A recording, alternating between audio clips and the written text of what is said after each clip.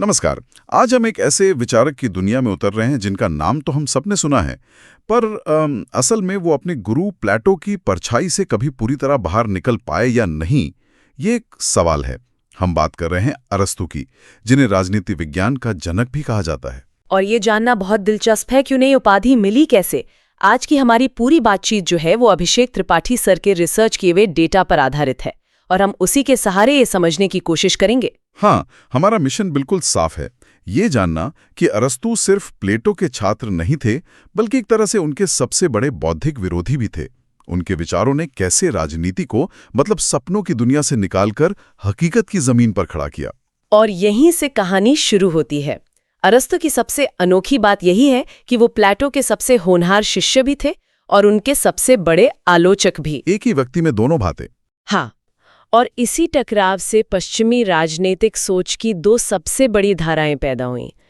एक तरफ है प्लेटो का आदर्शवाद, जो इस पर जोर देता है कि दुनिया कैसी होनी चाहिए, और दूसरी तरफ है अरस्तू का यथार्थवाद, जो इस बात पर ध्यान देता है कि दुनिया जैसी है उसमें सबसे बेहतर क्या किया जा सकता है। और आज तक की सारी राजनीतिक बहसें कहीं ना कहीं इसी एक टकराव से निकली हैं। बिल्कुल। तो चलिए इस यथार्थवादी विचारक की जड़ों को समझते हैं।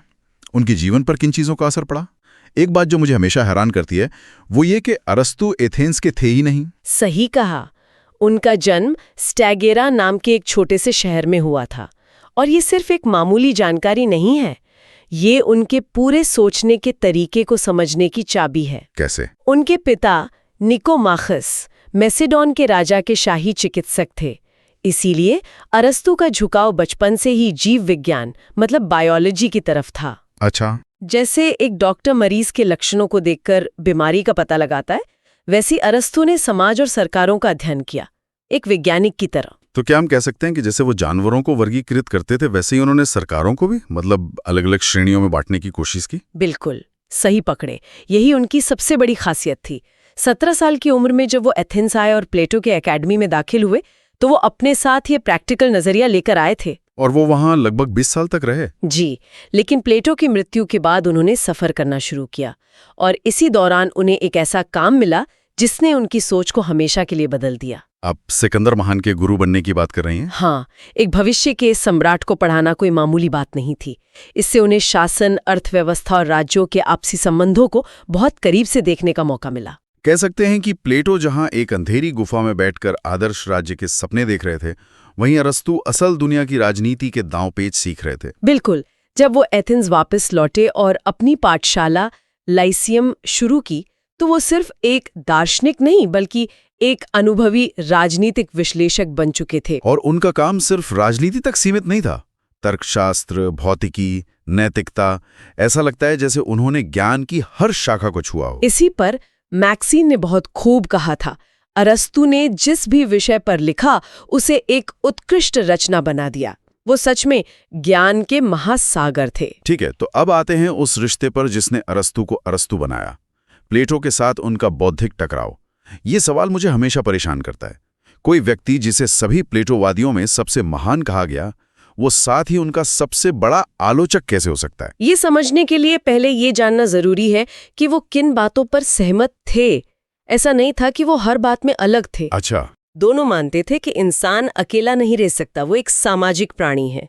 दोनों का ये भी मानना था कि लोकतंत्र सरकार का सबसे अच्छा रूप नहीं है। और सबसे बड़ी बात, दोनों ये मानते थे कि राज्य का असली मकसद सिर्फ सुरक्षा देना नहीं, बल्कि इंसान का नैतिक विकास करना है, उसे एक अच्छा इंसान बनाना है। यहां तक तो दोनों एक ही नाव में सवार लगते हैं।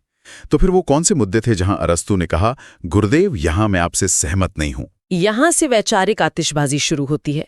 सबसे बड़ा फर्क था दोनों के काम करने के तरीके में। प्लेटो का तरीका था, कह सकते हैं, आसमान से जमीन की तरफ देखने जैसा, मतलब एक टॉप डाउन अप्रोच। हाँ, वो पहले सोचते थे कि एक परफेक्ट आदर्श राज्य कैसा होना चाहिए और फिर उसे बनाने के रास्ते सुझाते थे। और अरस्तू ठीक इसका उल्टा करते थे। वो जमीन पर खड़े होकर देखते थे कि हमारे आसपास जो 158 अलग-अलग तरह के राज्य हैं, वो कैसे काम करते हैं, उनकी अच्छाइयां बुराइयां क्या हैं। अप्रोच। और न्याय को लेकर भी उनके विचार बिल्कुल अलग थे। हाँ, बहुत बड़ा अंतर था। प्लेटो के लिए न्याय का मतलब था कर्तव्य, हर वर्ग को अपना काम करना चाहिए और दूसरे के काम में दखल नहीं देना चाहिए। एक तरह की जॉब डिस्क्रिप्शन। सही कहा। लेकिन अरस्तु ने कहा, एक मिनट, इसमें लोगों के अधिकारों का क्या?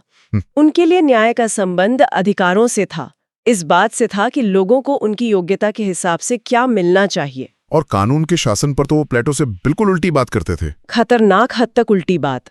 प्लेटो का मानना था कि अगर शासक बहुत ज्ञानी और गुणी हो तो कानूनों की जरूरत ही नहीं है। जो सुनने में ही बहुत खतरनाक लगता है। खतरनाक ही है। अरस्तु ने इसी बात को पकड़ा। उन्होंने कहा कि किसी एक इंसान के राज से कानून का राज हमेशा बेहतर होता है। फर्क नहीं पड़ता कि वो राजा कितना ही समझदार क्यों ना हो। क्यों? क्योंकि हर इंसान में भावनाएं होती हैं, गुस्सा होता है, पक्षपात होता है, लेकिन कानून तर्क पर आधारित होता है। उसमें कोई भावना नहीं होती, वो सबके लिए एक जैसा होता है। और शायद सबसे बड़ा मुठभेद संपत्ति और परिवार को लेकर था। प्लेटो ने तो अपने आदर्श राज्य में शासक वर्ग के लिए निजी परिवार और निजी संपत्ति दोनों को खत्म करने की बात की थी। और अरस्तु के लिए ये विचार पूरी तरह से अस्वीकार्य था। उन्होंने इसका जोरदार विरोध किया, कहा कि निजी संपत्ति इंसान को प्रेरणा देती है, उसे जिम्मेदार बनाती है। और परिवार? परिवार तो समाज की सबसे पहली पाठशाला है। यही इंसान प्यार, सहयोग, अनुशासन जैसे गुण सीखता है। अरस्तु ने कहा कि प्लेटो पूरे राज्य को एक बड़ा परिवार बनाना चाहते हैं, लेकिन ऐसा करने से परिवार और राज्य दोनों का ही मकसद खत्म हो जाएगा। यहीं पर विल ड्यूरेंट का वो मशहूर कथन याद आता है। हाँ, जो अरस्तु की सोच को पूरी तरह बयान करता है। प्लेटो प्रिय है, लेकिन सत्य उससे भी ज्यादा प्रिय है। चलिए उनके राज्य के सिद्धांत से शुरू करते हैं। उनका ये कहना कि मनुष्य स्वभाव से एक राजनीतिक प्राणी है, इसका मतलब क्या है? इसका मतलब बहुत सरल है। अरस्तु कह रहे हैं कि कोई भी इंसान अपने आप में पूरा नहीं है। उसे अपनी भौतिक, सामाजिक और नैतिक जरूरतों को पूरा करने के लिए एक समुदाय की, एक समाज की जरूरत होती है। तो राज्य कोई बनाई हुई चीज नहीं है? नहीं, वो प्राकृतिक रूप से विकसित होता है। परिवार से गांव बनते हैं और कई गांवों को मिलाकर राज्य बनता है। राज्य ही वो सबसे ऊंची संस्था है जहां इंसान अपनी क्षमताओं का पूरा विकास कर सकता है। इसी वजह से उन्होंने कहा था कि जो राज्य के बिना रह सकता है वो या तो जानवर है या देवता। बिल्कुल, क्योंकि सिर्फ यही दो हैं जो आत्मनिर्भर हो सकते हैं। और अरिस्तु के लिए राज्य सिर्फ लोगों की भीड़ नहीं है, बल्कि ये संघों का संघ है। संघों का संघ? हाँ, मतलब इसमें अलग अलग तरह के परिवार, गांव और समुदाय होते हैं, और राज्य इन सब में एकता लाता है। और इस एकता को बनाए रखने के लिए सबसे जरूरी चीज है कानून का शासन। ठीक है, कानून का शासन शब्द हम आज भी बहुत सुनते हैं। अरस्तु के लिए इसके क्या मायने थे? उनके लिए इसके 3 मुख्य स्तंभ थे। पहला, शासन आम लोगों के भले के लिए होना चाहिए, न कि शासकों के निजी फायदे के लिए। दूसरा, शासन किसी की मन मर्जी से नहीं, बल्कि पहले से तय किए गए नियम और कानूनों से चलना चाहिए। और तीसरा, लोगों पर जबरदस्ती राज नहीं करना चाहिए, बल्कि उनकी सहमति से शासन करना चाहिए। ये तो बिल्कुल आधुनिक लोकतंत्र की नींव जैसा लगता है। और इसी समझ के आधार पर उन्होंने संविधानों का एक वर्गीकरण भी किया था। हाँ, जिसके लिए उन्होंने 158 संविधानों का अध्ययन किया। ये अपने आप में कमाल की बात है। इसीलिए उन्हें तुलनात्मक राजनीति का जनक भी कहते हैं। उनका वर्गीकरण कैसा था? बहुत साफ था। उन्होंने 2 आधार देखे, कितने लोग शासन कर रहे हैं और उनका मकसद क्या है। अगर एक व्यक्ति शासन कर रहा है और मकसद जनता का भला है तो वो है राजतंत्र। और अगर उसका मकसद सिर्फ अपना फायदा हो तो वही शासन तानाशाही बन जाता है। ठीक है। और अगर कुछ लोग शासन कर रहे हों? अगर कुछ काबिल और गुणी लोग जनता के हित में शासन करें तो वो है कुलीन तंत्र। लेकिन अगर कुछ अमीर लोग सिर्फ अपनी तिजोरी भरने के लिए शासन करें तो वो बन जाता है गुटतंत्र। और सबसे दिलचस्प, जब बहुत सारे लोग मतलब आम नागरिक शासन करें। अगर ज्यादातर लोग पूरे समाज के हित में शासन करें तो उसका शुद्ध रूप है पॉलिटी। लेकिन अगर भीड़ सिर्फ अपने यानी गरीबों के हित में अमीरों के खिलाफ शासन करे तो वो बन जाता है लोकतंत्र। एक मिनट यहाँ थोड़ा रुकते हैं। हाँ, अरस्तु लोकतंत्र को एक बिगड़ा हुआ रूप मान रहे थे। हम सब तो लोकतंत्र को सबसे अच्छा मानते हैं। बहुत अच्छा सवाल है। अरिस्तु का लोकतंत्र वो नहीं है जिसे हम आज समझते हैं। उनके लिए लोकतंत्र का मतलब था गरीबों की तानाशाही, जहां कानून का कोई राज नहीं होता और भीड़ भावनाओं में बहकर फैसले लेती है, जिसे हम भीड़ तंत्र या मोबोक्रेसी कह सकते हैं। बिल्कुल। इसीलिए वो इसे सरकार का एक बिगड़ा हुआ रूप मानते थे। तो फिर उनके हिसाब से सबसे अच्छा और व्यवहारिक विकल्प क्या था? उनके हिसाब से सबसे व्यवहारिक विकल्प था पॉलिटी। ये उनका मशहूर स्वर्णिम मध्य या गोल्डन मीन का सिद्धांत है। और ये पॉलिटी क्या है? पॉलिटी असल में कुलीन तंत्र और लोकतंत्र का एक मिश्रण है, जिस पर मध्यम वर्ग का राज होता है। अरस्तू का मानना था कि मध्यम वर्ग समाज का सबसे स्थिर हिस्सा है। स्थिर क्यों? क्योंकि वो ना तो अमीरों की तरह अहंकारी होते हैं और ना ही गरीबों की तरह हर चीज से वंचित कि क्रांति करने पर उतारू हो जाएं। इसलिए मध्यम वर्ग का शासन सबसे संतुलित और टिकाऊ होता है। तो एक स्थिर राज्य का राज एक मजबूत मध्यम वर्ग में छिपा है। ये तो आज भी उतना ही सच लगता है। चलिए अब राज्य के अंदर रहने वाले लोगों पर बात करते हैं। अरस्तू के लिए एक नागरिक होने का क्या मतलब था? उनके लिए नागरिक होना सिर्फ किसी जगह पर रहना नहीं था। नागरिक वो था जो राजकाज के दो सबसे जरूरी कामों में सक्रिय रूप से हिस्सा ले। कौन से तो काम? पहला, न्याय करने में यानी जूरी का हिस्सा बनकर, और दूसरा, कानून बनाने और अहम फैसले लेने की बहसों में। नागरिक होना एक जिम्मेदारी थी, सिर्फ एक अधिकार नहीं। लेकिन उन्होंने इस जिम्मेदारी के लिए बहुत से लोगों को अयोग्य ठहरा दिया। महिलाएं, मजदूर, दास, यहाँ तक कि बुजुर्ग भी। हाँ, और ये उनके विचारों का वो हिस्सा है जिसकी आज सबसे ज्यादा आलोचना होती है। उनका तर्क था कि इन लोगों के पास सोचने का वक्त या क्षमता नहीं है। ये सोच उस समय के समाज को दर्शाती है, लेकिन आज के मेयारात पर खरी नहीं उतरती। और यहीं पर उनका दास्ता का सिद्धांत आता है, जिसे आज पचाव पाना बहुत मुश्किल है। वो दास्ता को सही कैसे ठहरा सकते थे? ये वाकई उनके दर्शन का सबसे विवादास्पद पहलू है। उनका मानना था कि दास्ता प्राकृतिक और उपयोगी दोनों है। प्राकृतिक? हाँ, उन्होंने तर्क दिया कि प्रकृति ने ही कुछ लोगों को मानसिक रूप से मजबूत बनाया है ताकि वो शासन करें, और कुछ को शारीरिक रूप से मजबूत बनाया है ताकि वो मेहनत का काम करें, यानी दास बने। ये तो सीधे सीधे असमानता को प्राकृतिक बताने जैसा हुआ। बिल्कुल, लेकिन इसमें एक हैरान करने वाली बात भी है। अरस्तू ने ये भविष्यवाणी भी की थी कि अगर भविष्य में मशीनें आ गईं जो अपना काम खुद कर सकें, जैसे करघा खुद ही कपड़े बुनने लगे, तो हमें दासों की जरूरत नहीं पड़ेगी। कमाल है। एक तरह से उन्होंने 2000 साल पहले ही ऑटोमेशन के बारे में सोच लिया था। हाँ, जो दास्ता की जरूरत को खत्म कर सकता है। ये उनकी दूरदर्शिता को दिखाता है। अब संपत्ति और परिवहन पर लौटते हैं। उनका पसंदीदा मॉडल था व्यक्तिगत स्वामित्व और सामान्य उपयोग। इसका क्या मतलब है? इसका मतलब है कि संपत्ति तो निजी होनी चाहिए, क्योंकि वो लोगों को मेहनत करने के लिए प्रोत्साहित करती है, लेकिन उसका इस्तेमाल सिर्फ अपने लिए नहीं बल्कि समाज के भले के लिए भी होना चाहिए। मतलब कमाओ अपने लिए, लेकिन उसमें से कुछ हिस्सा समाज के साथ भी बांटो। सही। ये साम्यवाद और अनियंत्रित पूंजीवाद के बीच का एक रास्ता है। और परिवार को तो वो समाज की नींव मानते थे। हाँ, उन्होंने परिवार का जोरदार बचाव किया। उन्होंने कहा कि परिवार ही वो पहली जगह है जहां बच्चे सहयोग, प्रेम और सहिष्णुता सीखते हैं।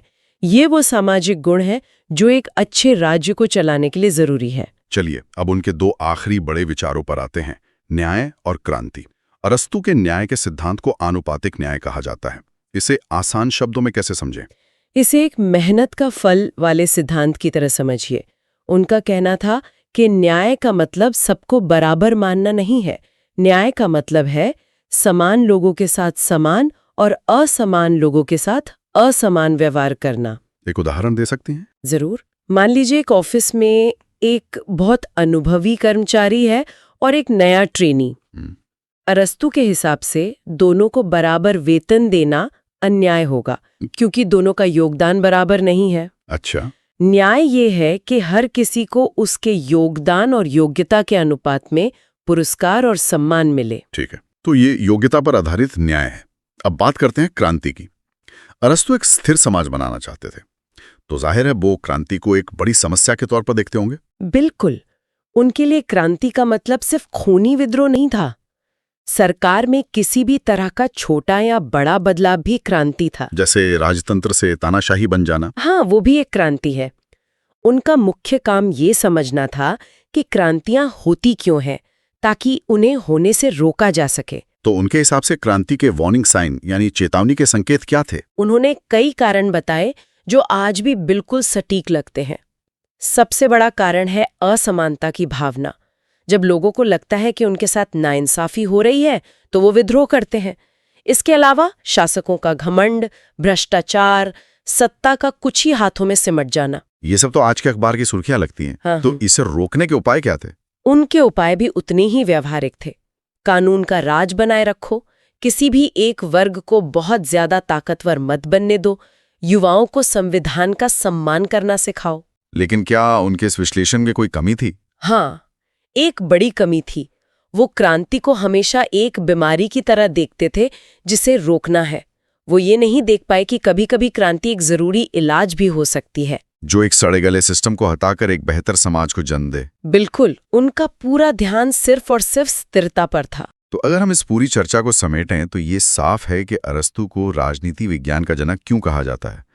प्लेटो जहां एक कवि की तरह आदर्श राज्य की कल्पना कर रहे थे, वहीं अरस्तू एक वैज्ञानिक की तरह हकीकत का विश्लेषण कर रहे थे। बिल्कुल सही। उनका पूरा ध्यान सर्वोत्तम संभाव्य राज्य को खोजने पर था, ना कि किसी काल्पनिक यूटोपिया पर। कानून का शासन, एक स्थिर समाज के लिए मध्यम वर्ग का महत्व और राजनीति को नैतिकता से जोड़ना, ये उनके ऐसे विचार हैं जिन्होंने पश्चिमी राजनीतिक चिंतन की नींव रखी। उनकी किताब पॉलिटिक्स आज भी उतनी ही प्रासंगिक है जितनी 2500 साल पहले थी। हाँ, और इसी विरासत के साथ हम अपने श्रोताओं के लिए एक सवाल छोड़ जाते हैं। अरस्तू का मानना था कि एक स्थिर समाज एक मजबूत मध्यम वर्ग पर निर्भर करता है, जो अमीरों और गरीबों के हितों में संतुलन बनाता है।